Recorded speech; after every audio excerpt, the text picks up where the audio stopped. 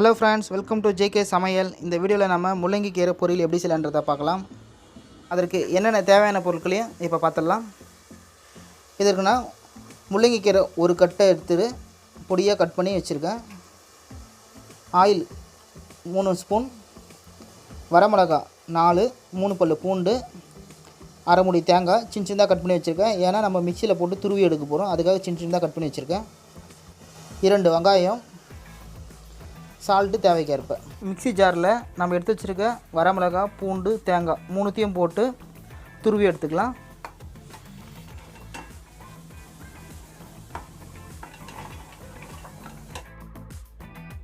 இப்போ என்ன பண்ணுங்க, ஒரு பேனில் நம்ம எடுத்து வச்சிருக்க 3 ஸ்பூன் ஆயிலை சேர்த்துருங்க. அடுத்தது நம்ம கட் பண்ணி வச்சிருக்க 2 வெங்காயம். இப்போ வெங்காயம் வந்து கலரி விட்டுருங்க. வெங்காயம் வந்து கொஞ்சம் வதங்கட்டும்.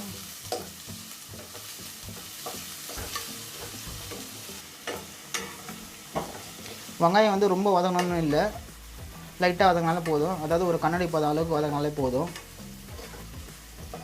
வெங்காயம் பாருங்கள், இந்த அளவுக்கு வதங்கினாலே போதும்.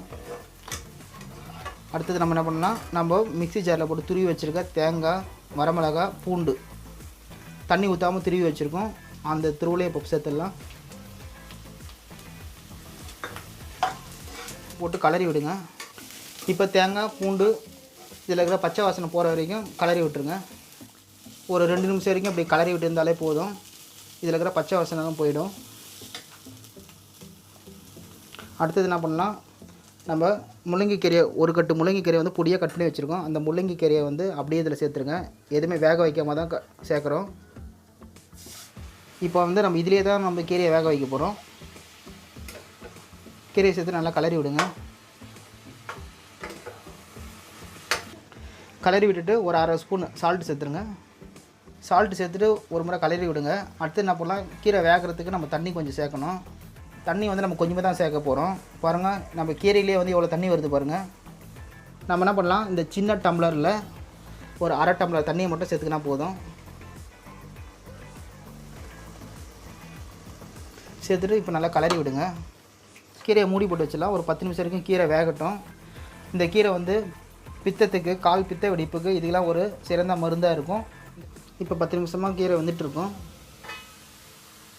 கீரை நல்லா வெந்துடுச்சு. இப்போ பாருங்கள், நம்ம கீரையில் போட்ட தண்ணி சுத்தமாக இல்லை, சுத்தமாக ட்ரை ஆகிடுச்சு. கீரையும் நல்லா ரெடி ஆகிடுச்சு.